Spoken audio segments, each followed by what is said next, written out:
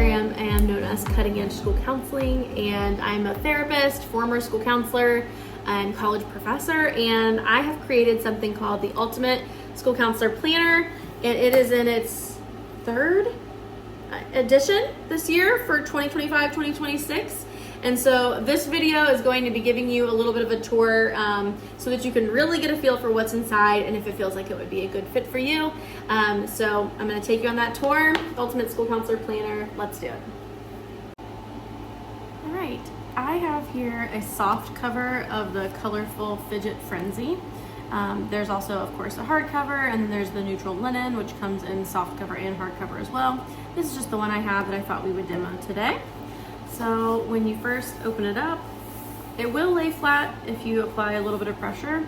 So when you first open it up, you've got just sort of the information, a place to put your personal information in case it ever gets lost. On this side, you've got dotted grid paper, very lightly dotted. And then this is my inspirational message to you, school counselors.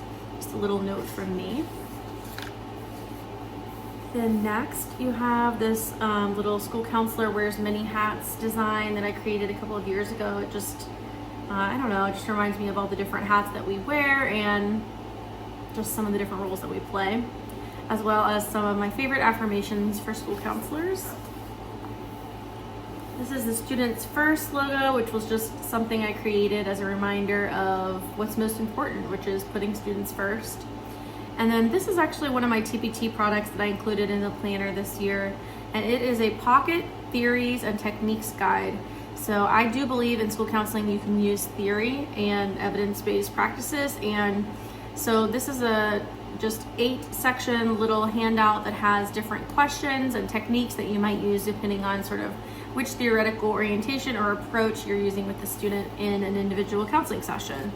Just a really handy thing to have, so I wanted to include it this year. You have on the left here a set of AI commands. So I believe that AI can be really powerful and ethically used, and so these are some of the commands that I most frequently use. They're just sort of little formulas here to help you utilize AI well in saving time and managing your workload. And then this is a sentence starter set, and these are just good sentence starters for when you're feeling stuck or maybe having trouble setting a boundary or speaking with staff and teachers in a way that is productive. I always just love sort of having like some scripts available to me, so I made this over the course of a few years. Next, we get into sort of like customizing this for your school with some different like data pages and things for you to fill out. So we're starting with the school data page. This gives you an opportunity to share a little bit about your caseload and any other school data that you want to put in your planner. This allows you to keep track of your numbers as far as your students assigned to you throughout the year. Make a note in August, October, January, March, and end of year. That's just good data to keep. So if you're using this planner as an analog way of keeping data, you can always look back and see how many students you had throughout the year. You can use these 2 blank boxes to add whatever information about your school that you need to. And then we have a page for your goals for this year. Sometimes I like to use a theme. When I was a school counselor, sometimes I didn't, sometimes I did. And so if a theme is something that you use just to sort of like get you energized about the school year, themes are fun. And so this page just allows you to walk through like a brainstorming process of selecting your theme. So possible themes, what is the message? There's some questions here that prompt you and some ideas for kind of getting you started with that. And then this takes us into the duties and responsibilities section. I could go on and on about why this is so important, but as a school counselor, I believe it's really important to keep track of the duties and responsibilities assigned to you by your principal or by whomever, but also the ones that you willingly take on. That having a very comprehensive like documentation of the things that you are doing, I think is crucial for many ways. It allows you to be clear on what you're doing so that you can negotiate those tasks if needed, but it also helps you prepare for if you have to have a long-term sub for health or maternity reasons, or if you're moving out of the position and you want to equip the next person with a lot of information about the job. So these boxes allow you to check if this duty is social emotional, academic, career, basic needs related, fair share, or non-school counseling.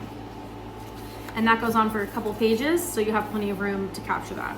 There's also a little space here if you'd like to cut and paste your job description. I believe it's really important to know what your job description is because that's what you're being held accountable to doing. So that's usually posted somewhere on the district website or within the system somewhere. We've got, of course, a little starfish coloring page here. And then this is a place for you to put special days. So if you celebrate National School Counseling Week or Red Ribbon Week, which I'm surprised I was able to say without stuttering, start with hello, whatever. You can pull from ASCA's calendar or whatever, but you can add those here. Okay. We have year-long planning here. So say there are certain things that are month-specific duties that you have. So for example, in May each year, I would do a move-up day for students coming in or out of my school. Every August, I would do a new student orientation. So those types of things. This is a place for you to put that. And then if you have any kind of monthly themes or character trait of the month, PBS type stuff, this is a place for you to put that. At the top of each page, I sort of do explain a little bit of what I envision you putting on these pages. But of course, you're able to customize it. It works for you. These are transition checklists. So what are the things that you do at the beginning of the year and what are the things that you do at the end of the year? This is a good place to store those, and then you won't have to keep thinking of them each year. You'll just have to go to your lists. This is a monthly duties page. So if there are things, for example, that you have to do each month, like if you have to pull some certain reports, or if you have to, maybe you want to do positive notes home or positive calls home per month, whatever. This is a place for you to write what the name of that habit is and then to check it off each month as you do it. So I give you a couple pages of that.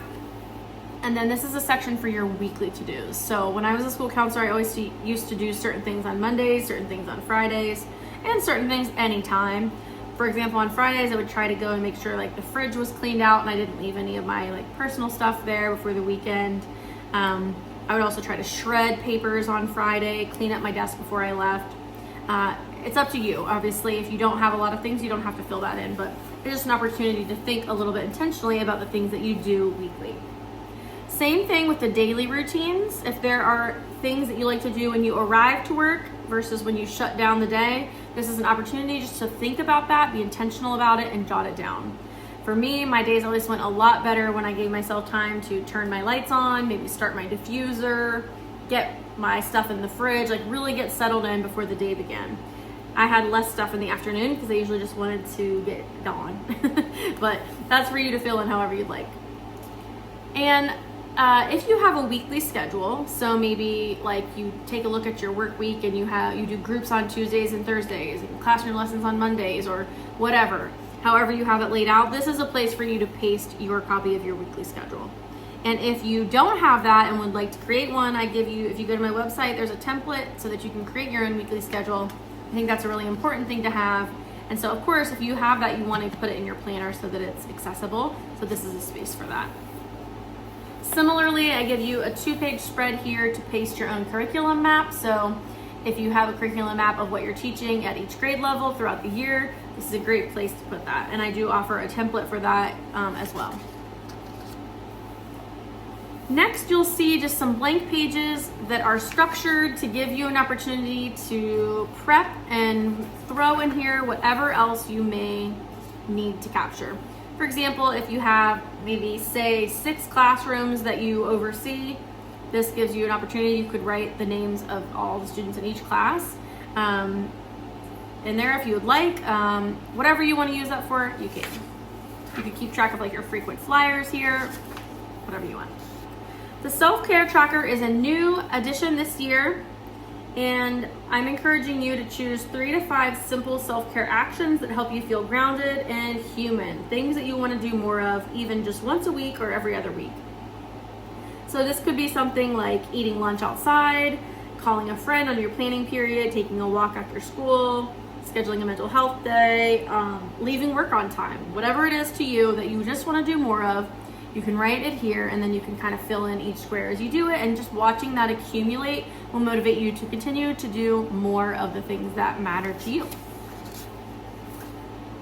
All right, we have officially arrived at the monthly and weekly spreads. So the majority of this planner is going to be comprised of what you're to see in the next few pages.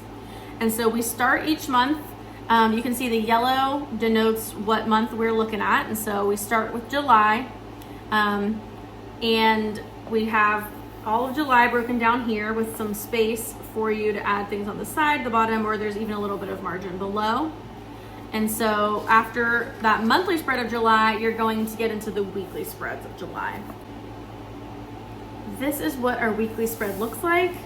So let me sort of explain the layout here.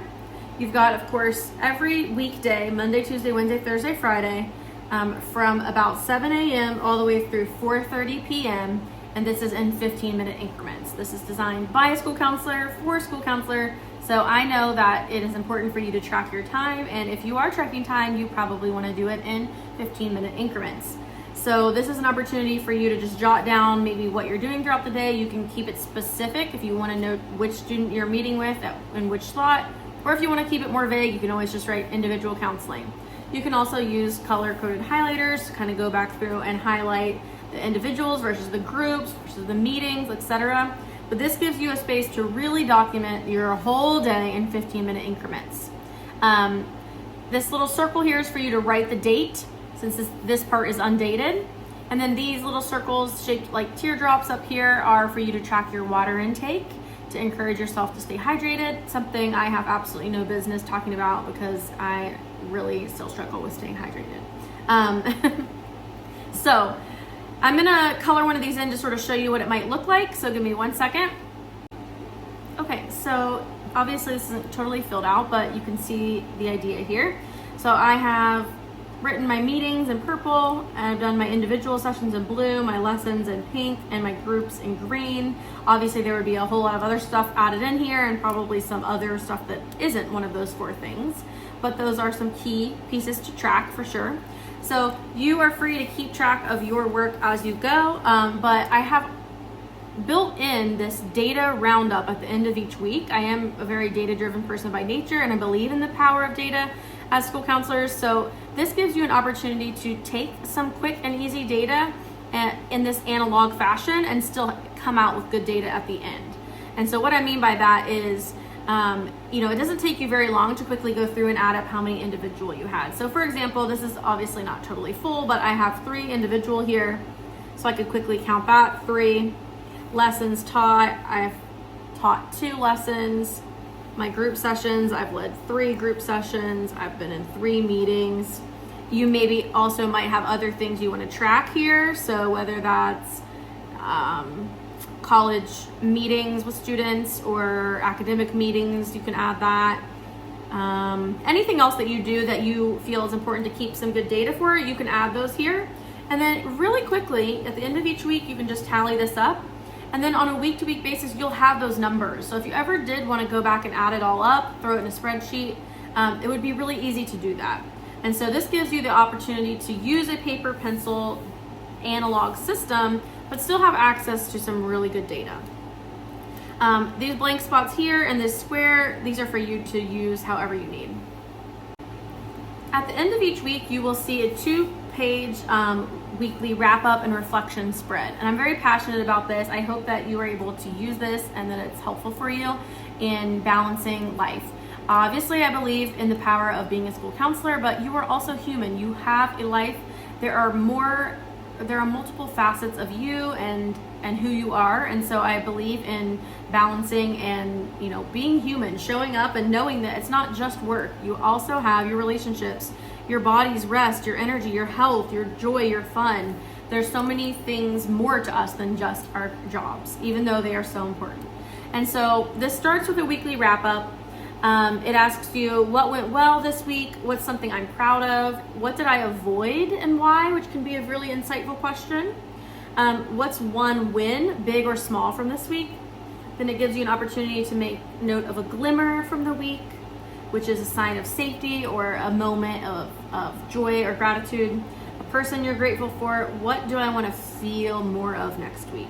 So maybe that is, feeling regulated, maybe that's feeling rested, whatever, you can jot that down. Up here, this is called a weekly review checklist. If you've ever seen any of my Instagram videos or you've been around for a long time, you've probably heard me speak about this idea of a weekly review. A weekly review is a term coined by a guy named David Allen, who is the author and creator of a book and a methodology I love called Getting Things Done. But a weekly review is essentially a chance to kind of do the life admin work of being an adult without doing the tasks necessarily. So for me, this is on a Sunday. I sit down and look at the week ahead, kind of tidy up my inboxes, dig through my purse, just kind of cross my T's, dot my I's. And so this gives you a checklist if you would like to try something like that. So step 1, look back, review your calendar and to-do list, what got done, what didn't. Check your inboxes, emails, sticky notes, screenshots, update your lists. So cross anything off of your list that you don't need anymore, add new tasks, look ahead to the upcoming week, what's scheduled, what do you need to prep for, and set priorities. Choose the most important things to focus on. So that's that first page. On the second page of the spread, you have an opportunity to check in with these different parts of oneself. So work and purpose. How fulfilled, balanced, or energized do you feel by your professional life and your responsibilities right now? And you can circle that number and then you can jot down a little thought about that as well. How connected do you feel to friends, family, or your support system? Go ahead and jot that down. Did you get enough rest, downtime, or energy boost this week, like sleep, alone time, movement, etc.? Maybe not so much on that one. Did you experience any fun, laughter, hobbies, or moments of lightness this week? How have you felt emotionally this week? Stressed, centered, anxious, peaceful? Gives you an opportunity to sort of take inventory of those many parts of yourself and make a note about why this is, and it gives you a great launching point for next week. All right, so from here, you're gonna see a lot of the same thing. You're gonna see those monthly spreads followed by the weekly spreads, just like that. And that continues to take up most of the planner until we get to the back. All right, we're at the back of the planner. You've got a blank page here, another little starfish, which if you can't tell, I'm a big starfish girly. Another little starfish coloring page, and then one of my favorites, the smile file.